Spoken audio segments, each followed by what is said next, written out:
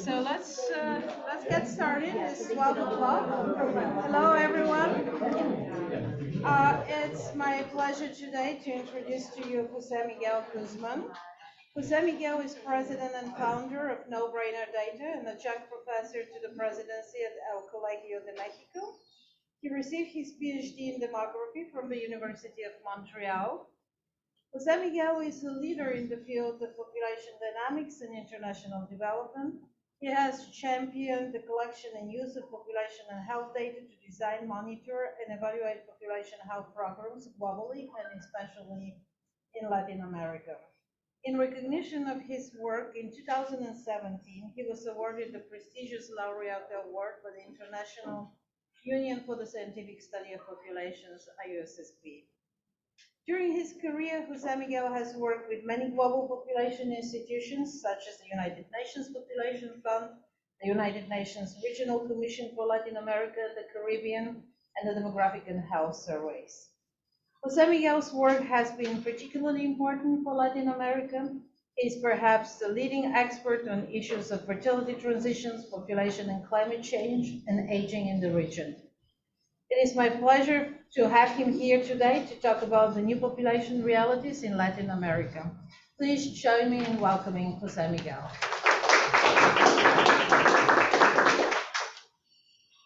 Thank you very much. Good morning. I'm so pleased to be here with you. Also, being with you for me, like,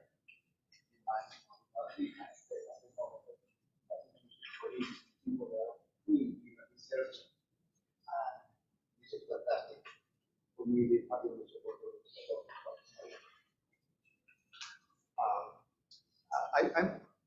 it's not so easy task to try to do what happened in Latin America. Why? But when talking to the media, they talk today and we were discussing about what we do.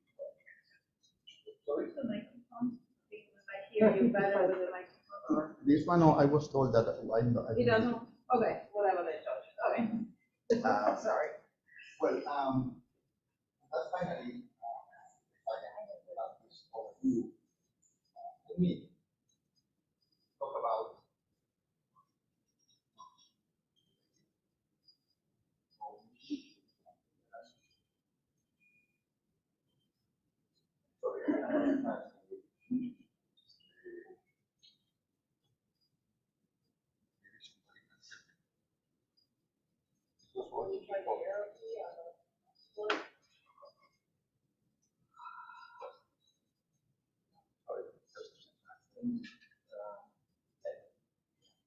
Okay. Some basic data from Latin America, regionalized 651 million, and the population global is 180. That compared with more than 3 that population density is 32.2. So Latin America is still at maybe that happened in the future. Probably not in the future, but I can imagine that in a population that is constantly growing, there are many places in Latin America that would be receiving influence. But it's just futuristic. What happened with population in Latin America? I compare here what happened with the United States. We went from about 220 million in 1960 to what we have now, more than 600.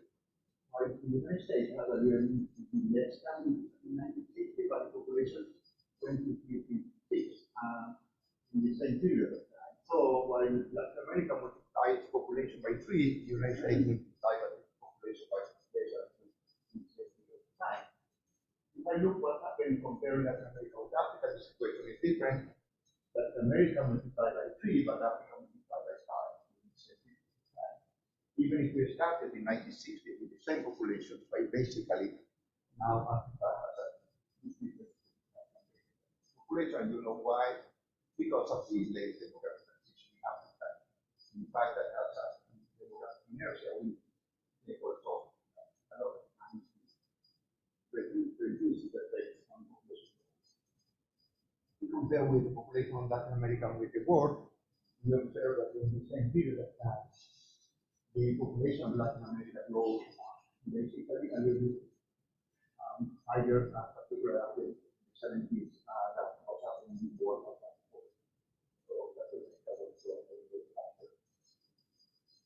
What is one of the characteristics of Latin America? The question of Latin America, we know that that's basically a lot of starting by the population side, we have two countries, Brazil and Mexico, that have more than half of the population of Latin America.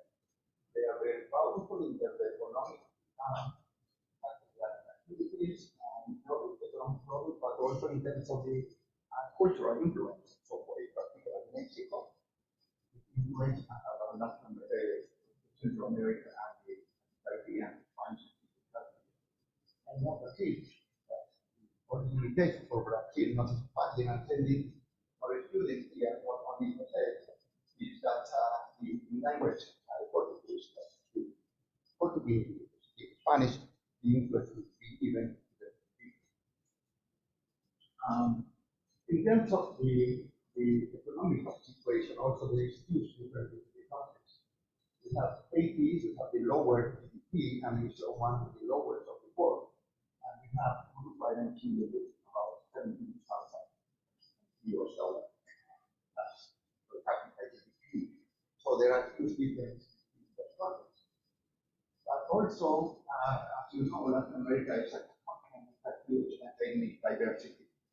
And this is what we have. We have more than 500 indigenous groups in all of these continents.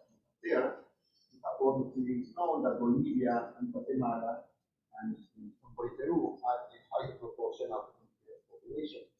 These estimates are 2010, years before the sectors, environment sectors that are trained to get updated results.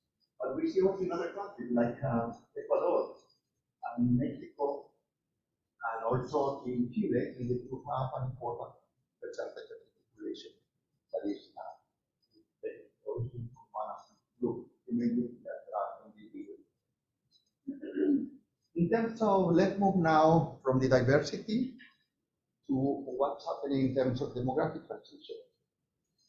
Maybe what I'm going to see here is not new for many of you, but I want to provide a brief overview. What happened? The third thing that is important to note is what happened with the fertility transition.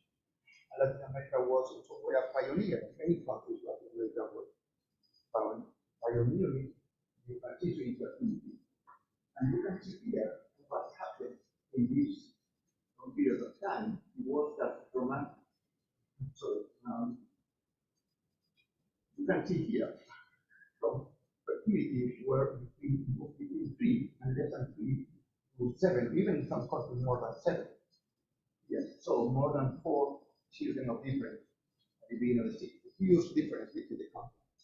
And you have what happened in this period of time is that there is a convergence to under, about, around replacement and below replacement.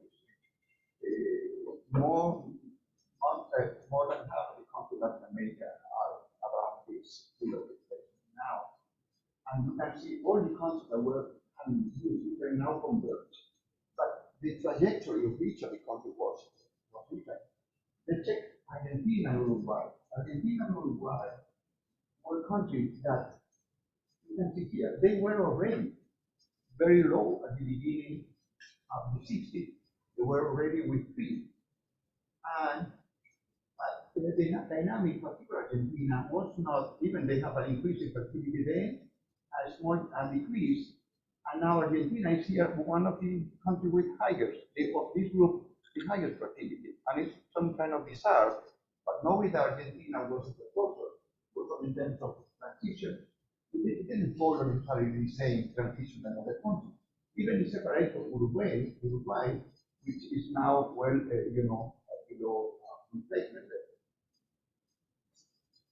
But what happened in Argentina? This is fertility transition in Argentina. You can see there that transition in Argentina occurred very early, even in the 1800s. It started, the birth rate declined from, mid-80s or, here to, this year about in this period of time when fertility was declining, not as compared, Argentina has a small decline here, but then it's stabilized. The same when we compare Argentina with other European countries, you can see that, by the mid-century, Argentina was, in the 19th, the mid-century, Argentina was very close to other, in terms of their rate. This is not the total fertility rate, because there was no data to compare everything. So it's interesting to see that Argentina was outlier in that at that moment and why it was. But let's look at Cuba. Cuba is a very interesting case because you can see there that Cuba. Sorry, I have to do it again with this one. Sorry. Okay. Okay. I will not use this. Okay. You can see that Cuba has a fertility very close to Chile. It was even lower than Chile at the beginning of the 60s, meaning that Cuba had already received transition before, but not at the level of Argentina. But after the revolution, there was an increase in fertility after, the euphoria of that, but then a set of policies were installed particularly the abortion in Cuba had a very sharp decline. And it's basically after already the end of the 70s, we have a very low fertility even under replacement, meaning that Cuba is someone who is starting to decline in terms of population.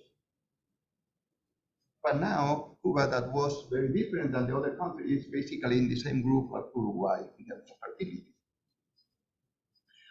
It's interesting to see the case of, this is Costa Rica. Costa Rica was such a country that I remember at the end of the 80s, everyone was studying Costa Rica comparing with Taiwan. Because at the end of the 70s, because it was a country that showed such a sharp decline in fertility that people used to compare to Taiwan, that was one of the Asian countries that had very fast decline. And this is what happened, but something happened in Costa Rica that then things started like changing completely. I remember I was living in Costa Rica in 1983, sorry. You were not being born at the time, you were like being imagined by someone, but I was there. There was a change in the government, and the government put some restrictions to the access of family planning, including the fact that in the hospital they could provide family planning methods as a safety method, but they could not offer those methods to the women that were there. It was happening before. For that reason or for another reason, Costa Rica transition to stagnate, and then it was later that it started declining again and come back, and now it's part of the same group. All countries which they are in the same package, around or on the level. And finally, let's take a look at Mexico. Mexico is a very interesting country because in some way it was kind of behind other countries that initiated the transition.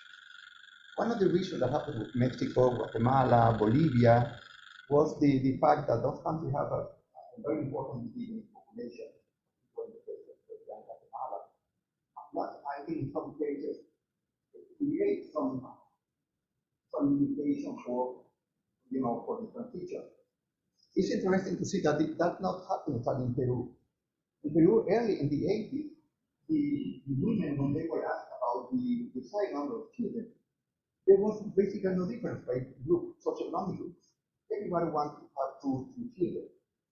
Independently of the group, that's what was happening in other countries like America and the poor people.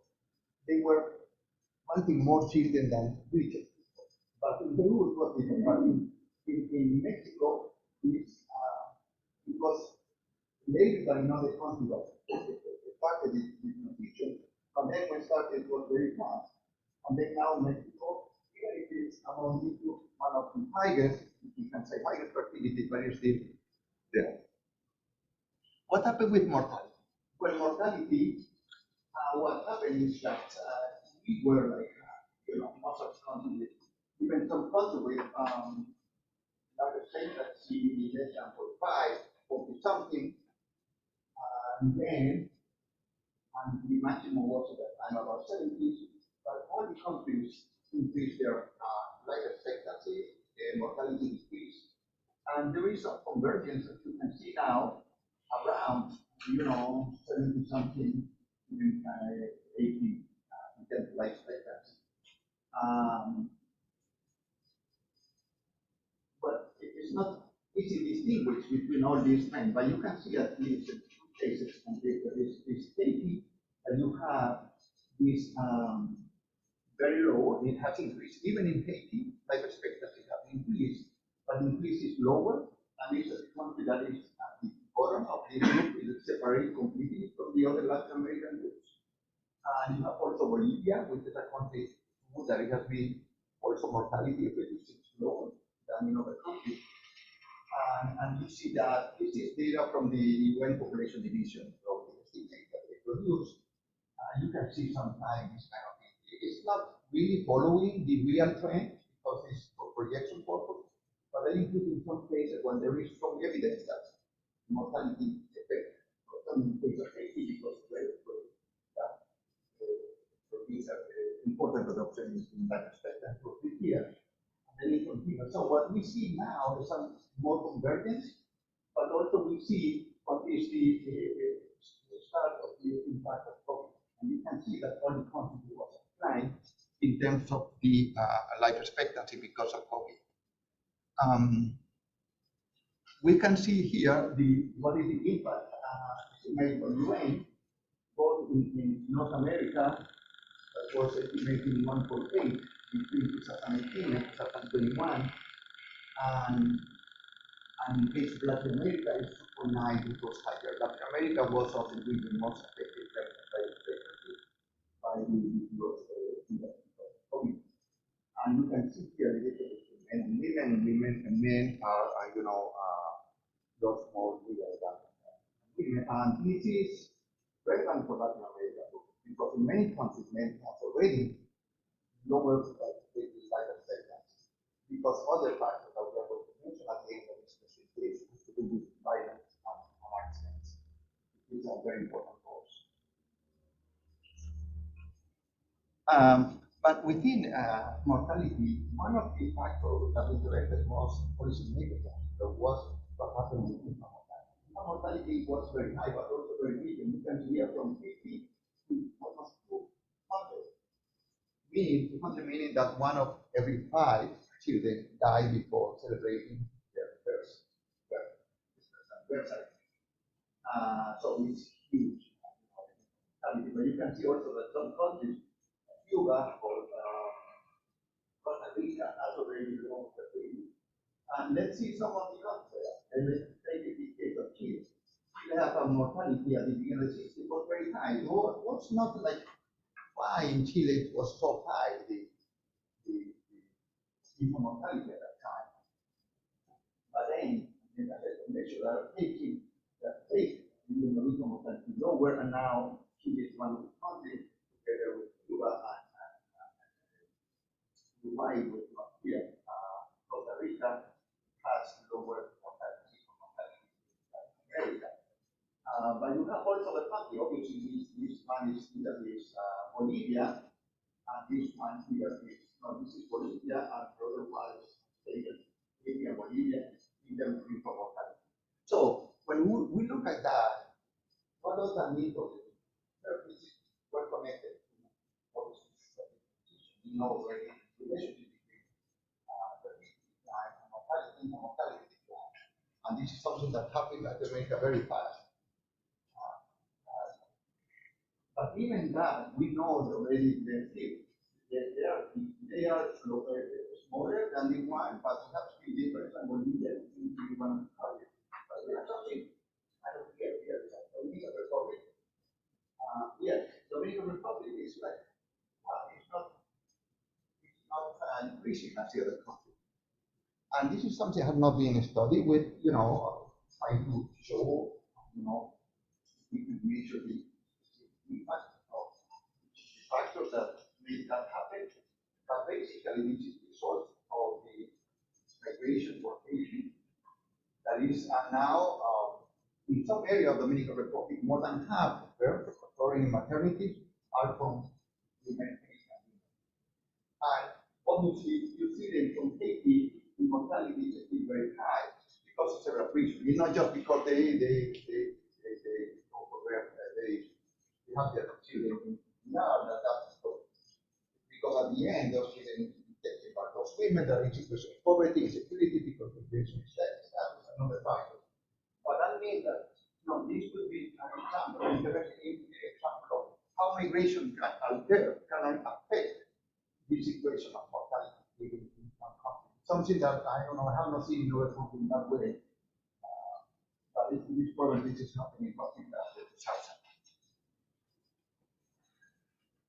Interesting is that how Latin America is in terms of the life expectancy regarding other countries. Equal to Latin America, and this is female expectancy, because male expectancy is completely different. If you look at here, we notice that life expectancy, we have, for example, Chile, which is close to the United Kingdom. France and Japan are very high. But we do see, meaning that in some parts of Latin America are not so different from what we can have in some European countries with more advanced economy, more advanced progress in terms of health. You have the United States here. You can see that Uruguay and Cuba, they are lower than the United States, but Costa Rica and Chile here is the higher life expectancy than the US. And this is for 2018, just before COVID. What happened in terms of transformation of the age structure? And we know that this transition, demographic transition, is so in 1950, I think it is one, we had 60 beautiful age pyramid, and this is when we named the population distribution by age a pyramid. Then we continue calling pyramid even if nothing to do with pyramid.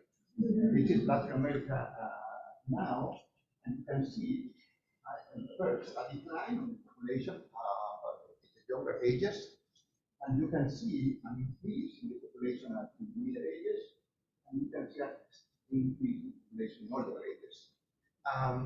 When you look at this, you say, well, it's not for Latin America as a total, it's not so terrible yet, because we have population here in productive ages, meaning that Latin America is still benefiting from the demographic dividend in terms of the opportunities, because there is a strong population. This is for the region. Obviously, this is the average country with different situation, but also we are benefiting from the fact that the number of children and adolescents is even decreasing. What did that mean for Latin America? Imagine you are in a country, you are the need of education in a country which you used to have in the 60s, the number of kids entering school that was growing at 3% per year. So you have to give at least 3% more space for teacher, classroom, etc. And then this creates a demand. You cannot cover all the population. The population is not covered by education. But what happened? Then many ministers of education started investing in building schools, and because the explosion of the education system in Latin America, every minister of education wanted to build schools everywhere, and because you are more famous if you were able to build more. But what happened then? Because this transition started giving an opportunity for them. And then once the problem of once they compete, more or less the coverage, the problem started becoming not the coverage of that quality education. If they use that money, they don't have to pay now in coverage for quality education. Some countries didn't do it. And one of the things that happened in Latin America that people have observed is saying that most of the countries in Latin America, they don't benefit from the program. They don't use that as a for investment in education, for increasing the skills of the labor force, as some Asian tigers has, this is from our Collegio about the program. And then what happened is now this is where we are, but we have also another challenge that has to do with aging that we'll talk later about that. Another important transition that happened in Latin America was the urbanization was very fast in Latin America. Latin America was, and is still one of the most urbanized continents in the world. We can say, yeah, there is an issue, definition here and there, but mainly Latin America becomes urban very quickly. And this is one of the factors that help more to make possible this transition to obviously, the urbanization in Latin America, because of the way it happened, create in some area more problems than solutions, particularly by the creation of huge areas of slums, conditions, social and health conditions were connected very well. But even that, we had an opportunity for providing services to people that were more concentrated in some areas. You can see here the case of Colombia. And Colombia, you can see the rate. It went for 30% of the population living in the urban area. I think now it's about 80% of the population. And you can see here, Colombia compared to South America and to Latin America, basically follow the same pattern. Maybe Colombia was very fast, and now Latin America grew from around 40%. Now close to 90%. No, well, this is around more than 80% of the population. So the condition, and if we are going to study everything that we can study in Latin America, the urban context is fundamental to study. It's different if you are living in Africa, in which most of the country, or many countries, most of the population is in rural areas. And this is something that happened with this transition is just the numbers. How many people live in urban area? How many people live in rural area? And you can see here the Costa Rica, for example. The population in rural area started to decline after 2000. It started growing very low, but they declined. We are declining. The population, rural area is declining. That has a lot of implications in terms of investment, and social investment, health investment. And we can see here in the case of Mexico, the attractive indicator more or less is saying what happened. And then we see just a small, basically the population, rural population in Mexico has not changed dramatically in the last 5 years, while the urban population is increasing. And knowing and looking at that context and putting in our mind this, I think it's important when we do studies. And I think some of the mistakes that happen in Latin America is that how deep the urbanization was, not understanding what was happening on the urban area, the rural area. International migration is the most complex phenomenon. It's not only complex because of the sexual definition of migration in the East, but it's complex because of the ramifications that it has in the political discussion, political arena. Migration is is becoming more and more complex to discuss migration because we put together much of our feelings about how we reach our neighbors, what we are expecting in terms of what is the level of diversity that we are willing to accept. So many things happen in our migration that are connected directly to people's emotions. That's why when you take all that to the political arena, migration becomes one of the more complex questions. And what happened in Latin America is, yes, there have been always migration from Mexico to the US, migration from some Latin American countries to Europe, or to the United States. But something very interesting that happened is that this is only South America, is that in the last 10 years, the most important growth in migration is happening within South America. It's still lower than the migration outside South America. But the trend is going faster. And you can think in terms of what's happening, for example, with some dramatic events like the migration of Venezuela. It's calculated about 5 or 6 million. I don't know who calculated this figure, but because the media use it, I don't believe it. Because usually somebody fabricate a figure. You want to be famous, just invent a figure. Anything, or do some calculation, and then you will become famous. But when you look and try to back up, what is this estimation take from? You arrive to the conclusion that it's a 5 like that. We don't know, but we know that probably it's not 5 million Venezuelans that left the country. But Venezuelans are everywhere, in every country of Latin America, in every country, in big amounts. Maybe with some sensor, 2020, we'll be able to measure the impact of migration because we are asking country of birth. We must have been more sensors.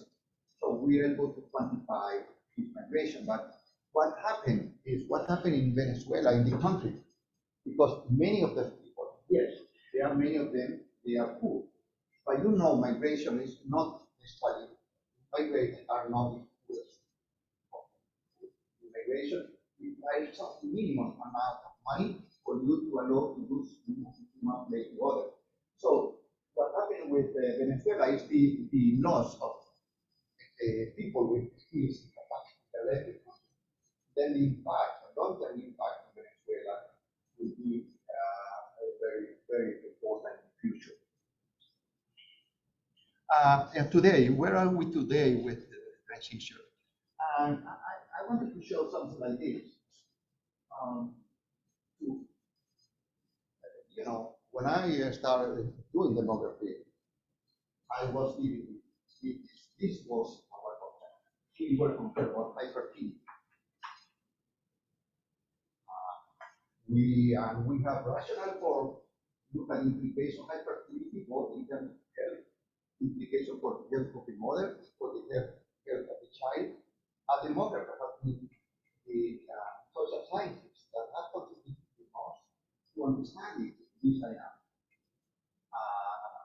In terms of social science, demography made important contribution to link fertility to mortality, particularly in mortality. This is concern high mortality, particularly in mortality. This is where I was studying. I was studying hyperactivity. I was studying high mortality, or in terms of high pressure flow, because even if the fertility is declining, mortality continues to decline too. So there was not, relationship flow. And also, one of the main concerns was migrants from rural to urban areas. We were everywhere in Latin America to discuss politicians, and they were telling you, well, we want to start migration to rural areas. Most people to rural areas, they are not good in agriculture. They come to the city, they build slums. And look at the problem we have. This was the mindset. It was not, it was difficult to understand. First, nobody could stop this because they had groups that were not connected. People really did something because, there are more lives in urban areas or because there were economic reasons, very powerful economic reasons. In a context, in rural area were increasing. There was no need for those amounts. But you can see the case of Mexico. How Mexico could build this economy and sell all these avocados and lemon to the United States, keeping the same amount of people in the rural areas. The only possible explanation is increasing productivity. Means you don't need all these people in urban area and rural area to produce the avocados and lemon that are sold in the United States. So this is what happened. I remember one being in Nicaragua, when a time when we can visit Nicaragua and we can talk to politicians there, not anymore. And then I was invited with a colleague, Martin. We were there to discuss with the people in the parliament about the new policy that the government has to increase productivity in rural area, agricultural productivity. Nicaragua agriculture was very important. And they made a presentation, and they say, and then we want to stop people from migrating, and say, look, let me tell you something. Sorry to start doing your thinking, but everything is fantastic.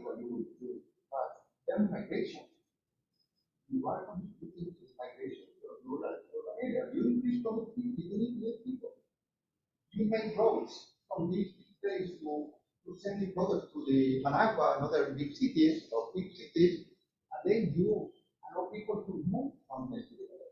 So I think people are doing this great, but this will increase migration to rural to urban areas, not stop migration. So, but there was this thinking about that, and George Martin, my colleague, has written a lot about this, how the policymaker misinterpret this kind of migration from rural to urban areas, which also, by the way, was a missed opportunity for investment in the slum. It was until the slum area, the consideration started becoming important, and UN UN Habitat started working on that topic, and there is an indicator on the slum that things start changing a little. And finally, we have a high number of proportion of children abroad. It was something that was making putting a lot of pressure in health sector, hospital, maternity, but also in the school, etc. But what's happening now? For my fertility now, the concern is low, very low fertility. Many countries, they are really concerned about the low fertility, even countries like Chile. But let's think in terms of the Caribbean, inclusive the Caribbean, most of those islands have now below replacement level. But well below replacement, it's not 2.0, it's not 1.9, it could be 1.7.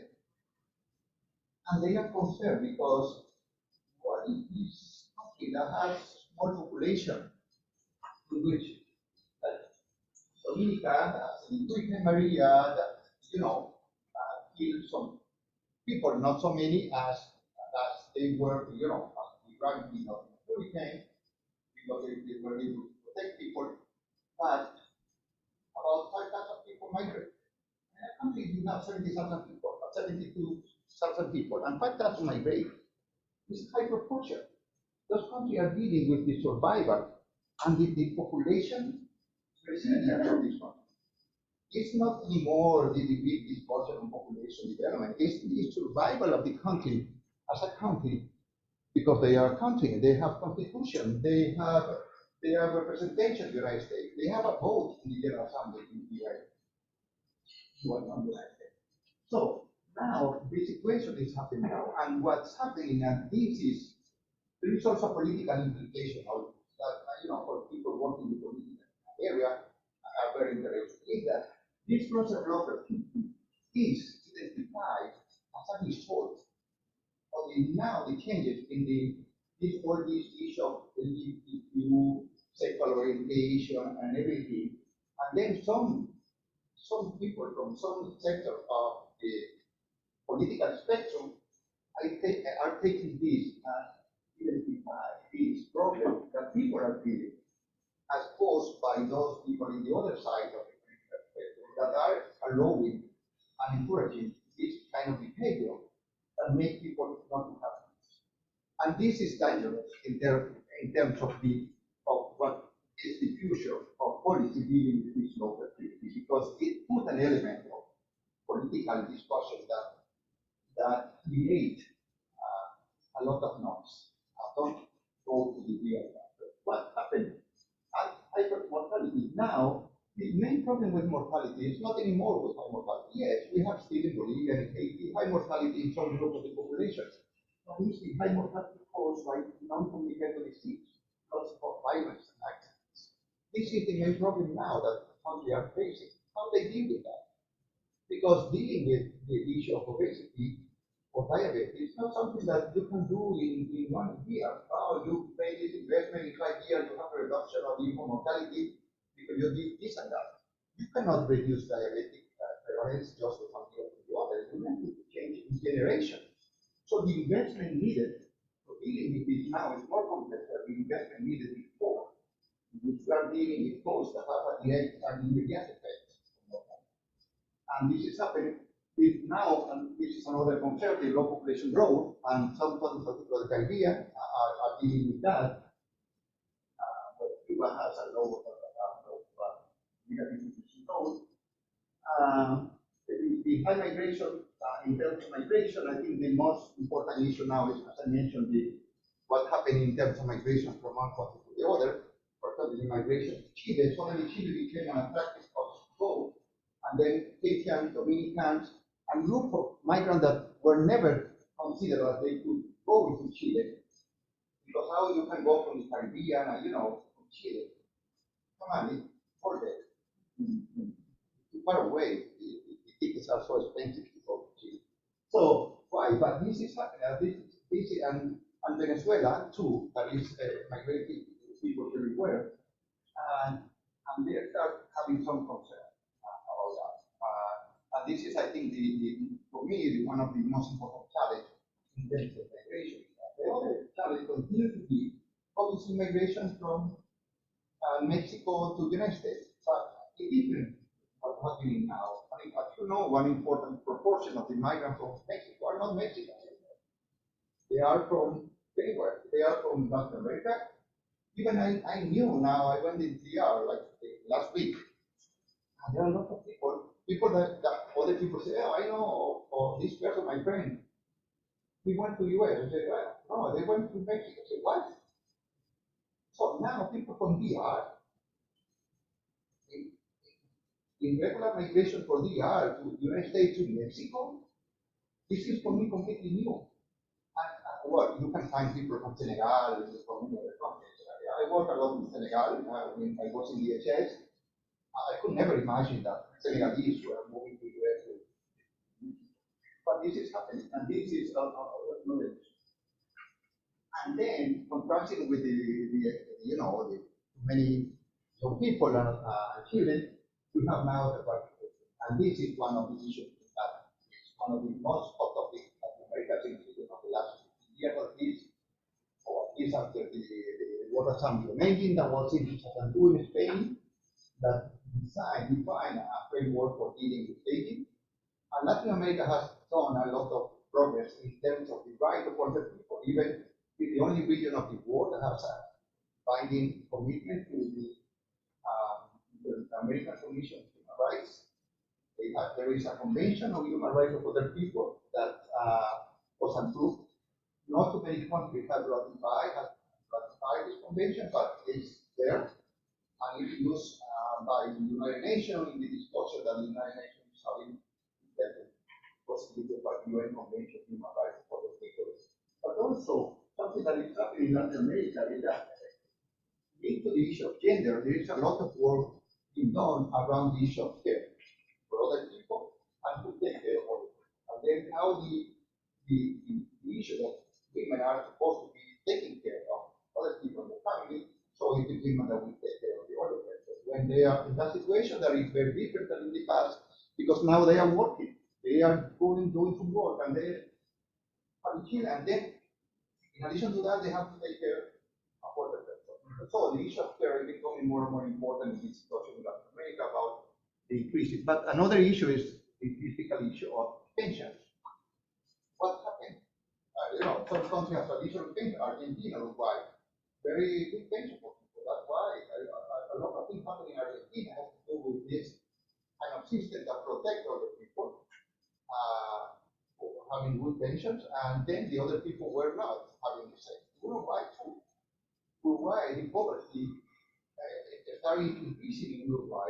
Why Uruguay? Yeah, because the wealth distribution was not very equal. And what happened with the family, with the younger generation, they don't have access to the same economic opportunities. That's why we have in Uruguay group of children in street, adults happen in Brazil too. Involved in some issue of freedom. But anyway, this is rapid aging is one of the issues in Latin America. I'm going to mention that. Let me show now in terms of this one. Let me see. Sorry. In terms of high mortality, just to show that around 58 of the inhabitants of the region are overweight, with the highest rate observed in the Bahamas, 69%, Mexico 64%, and Chile 63%. This is one of the most complex epidemics that we are facing, and this will impact capacity to make important progress in the future in terms of life expectancy. In terms of high population or low population growth, in the past, the policies were in terms of family planning policies, and most of the country developed. There have been a lot of discussion in terms of the family planning program that created in Latin America. But, obviously, you cannot distinguish easily. We have been in discussion for years about what is most important in family planning policies. What happened, I think, is that the condition were, in many Latin American countries, the condition were there in terms of interest of the people to reduce fertility, and then those programs allowed to people to take that decision. In terms of population, low population, what people are thinking in terms of first increasing fertility and then increasing immigration. This is what Dominica wants. I was working with Dominica in terms of developing a national population policy. I said, look, this is the only option you have. But first, increase fertility. We have a lot of experience in Asia, in Europe, in terms of what most of the sports, they just don't work. Not don't work the way and the moment you think they do. And the most relevant policy has to do with things that seem so obvious but are not obvious. Like in Korea, for example, is one of the main reasons why, in spite of so many policies to increase fertility, nothing happened. And one of the reasons that some researchers are saying has to do with the basic, thing of what is the gender relation in the household. What happens in the household between men and women? What do both of them do when they go home after the war? Basically, men, they do nothing. And then obviously changing this. Something, people, okay, the government, we can give incentive to people, we can do tax incentive, we can do a bonus, whatever, you can buy you a Tesla. Well, I have not heard that. And then, in fact, the real incentive have to do with changing gender relation. But doesn't mean that after you change the gender relation, fertility is going to increase. I'm not so sure. But at least it's something that needs to be done. In terms of migration, well, I'm going to go through this. In terms of, for example, the rapid aging, more the policy are what I call reactive policy, meaning that aging is there. What is the policy to stop aging? Well, there are some policies, but those policies are not related necessarily with fertility or with mortality. So, but migration is something that has been used, not necessarily to counteract aging, but has an effect on aging. That's why in Spain, through immigration of young people has reduced, it has been able to make the social security system in the country, at least to extend for some years more before they are supposed to, to have not to be able to provide the pension to the people. They create, you bring people to the labor force, you increase the number of people that are contributed to the system. So you make the system continue happening. So this is the one, but that requires a kind of proactive policy in which you bring people in the age you need, at least for a period of time. Well, the Gulf countries do this very well because they create this kind of fake demographic dividend. Say, okay, I don't have people enough to make work in the labor force. Not because of the age. Yes, the age structure is a factor, but the main factor is that most of the men, they just don't work, and women, they don't work because they are not allowed to work or they are not employment for the women, for the labor force. And then what happens? You have a proportion of people able to work that is very low. You cannot have the economic growth. What those countries do is that they bring the people they need to make this age structure that they need for economic development. But then with a lot of limitation in the migration, people that are in which their migration status is linked to their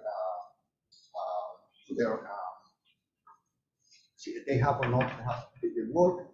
It's not a policy you can promote everywhere. You cannot say, okay, to this country, now bring 2,100 people from 2024 and with these skills and this amount and this and that, and bring more women than men, more men than women, depending on your needs. It's a little bit more complicated than that. But clearly, the country needs to start thinking proactive policy in order to deal with that.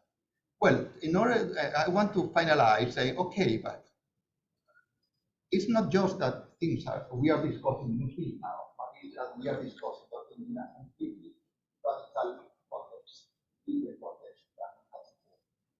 And this context is first defined by climate change and its impact, the issue of increasing security, the issue of continuing inequalities, the fragility of the governance in many countries, including the discussion that are taking place in many developed countries about the future of democracy. Economic growth, where we go, nobody is able to predict if it will be a recession or not. But also in terms of the new paradigms that are being created socioculturally in terms of fertility and family formation. I'm not going to discuss all of these issues because I don't have time. I just want to mention the issue of climate change. We have here is the impact of Hurricane Maria in Dominica and how this, the effect that it has, and also the heat waves that will be one of the most important factors that we need to take into account in any demographic analysis that we do for the future, because climate change will be impacting everything that we do, no matter in which area we are working. And finally, the situation in terms of insecurity. Everywhere we go in Latin America, the problem is the same. Insecurity for people to go to the street, to visit their family, to walk in the street. So all these issues that we are talking about healthy aging consumption. People must walk, they have to, go and do here and there, exercise. You cannot do exercise in the art, Santo Domingo, now. You can do it 10 years ago. You go everywhere. Now you cannot do that. What do you do? Oh, you have to take a car and move to a place where you can walk. Okay. Other people can do that? Yeah, probably some of them. But the others, they cannot do that. You want to visit your family, you have to take a car. So the context is very different.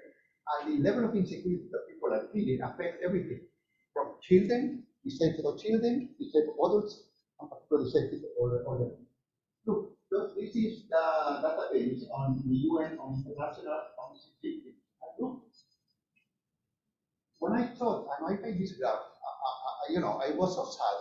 They said, there must be some mistake there. But it's happened that all the countries there except 3. So South Africa, Syria, and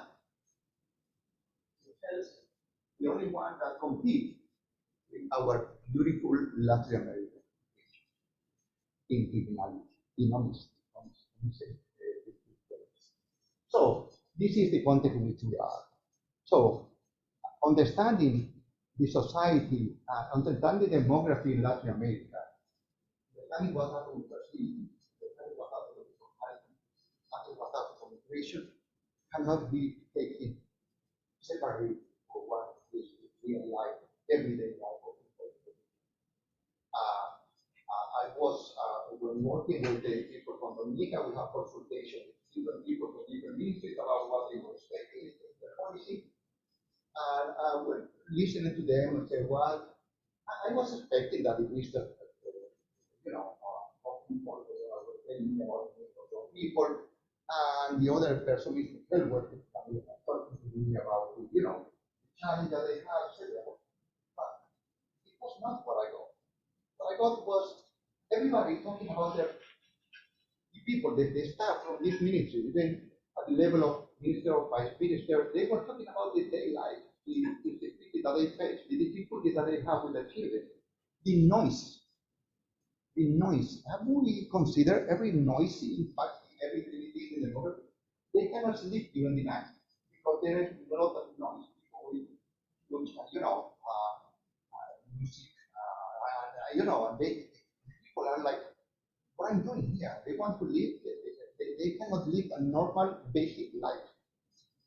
And this is something that we need to consider. We need to connect our demography with the real life events. And this is my last message is that, going as researchers, we have the obligation to see the reality in a non, biased way. We are always biased by definition, but at least not putting a bias that we know research. But we need to look at the reality as it is. Sometimes we continue in demography, I'm talking about research in Latin America. I don't know too much about what you are doing.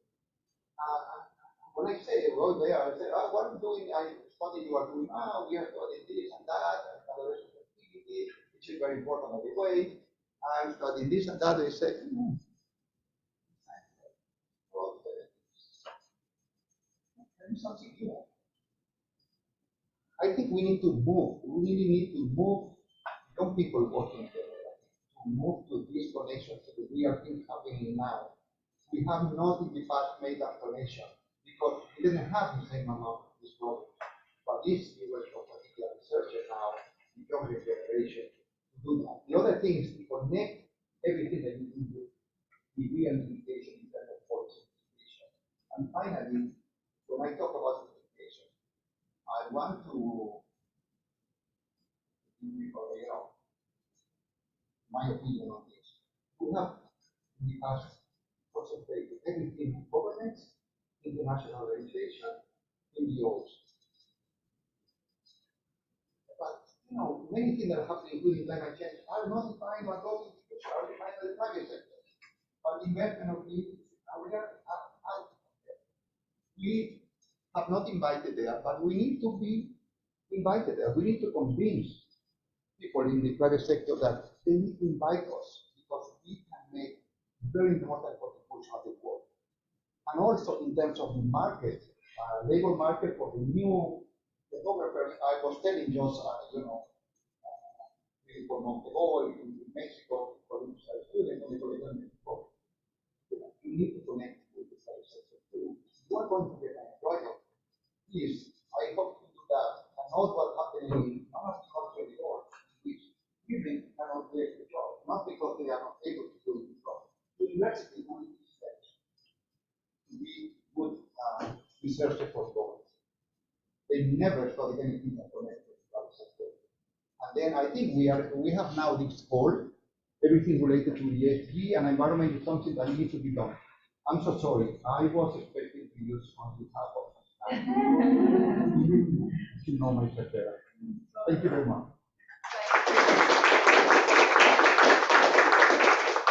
We have 2 minutes. No. So one question. Well, you have 2 minutes now, but you have 3 hours. And you have all next weeks to communicate with me by mail because I want to visit you. I'm so sorry. I don't know why I didn't realize.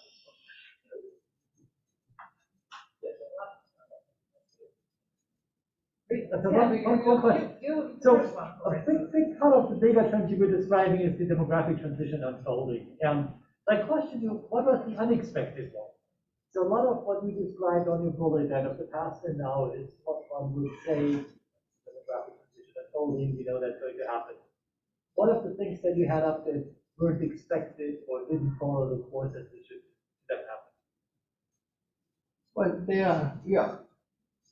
I think you are right. Many things that happened in Latin America were some kind of what we were expecting. And that makes things better for the population, for the projection. For example, it was better to project fertility, even if most of the time we didn't do the right projection, we were in better condition than now. Now we don't know what to project. Now we are in the area of absolutely unexpected, or maybe it's unexpected if we will have around the world the same amount of children, very low number of children. I think something that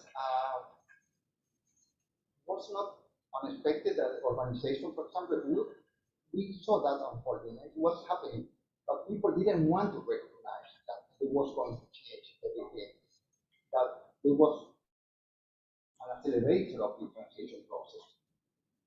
Something like maybe kind of unexpected, the case of Argentina, for example, nobody was expecting. Argentina now is one of the countries of high fertility.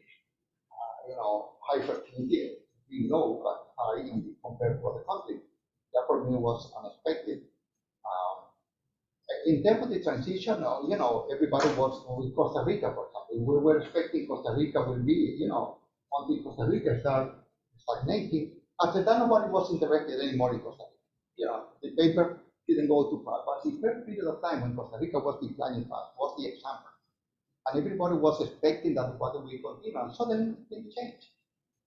I think this was unexpected. People were expecting that Costa Rica will continually decline, like in the model of demographic transition. In terms of mortality, I think I don't think we were expecting in terms of projection what's happening with the male mortality. I think we are expecting that male life expectancy will go very closely to the trend in the So we underestimate the possible impact of violence, accident in young men and men in working ages. And we're not able to predict. That's why we have the situation we have now. We don't have like a clear moment of stagnation of mortality in Latin America that we could expect, but we don't know now. After COVID, we expect, and the expectation is that okay, COVID, and then we continue to pass. I think we start now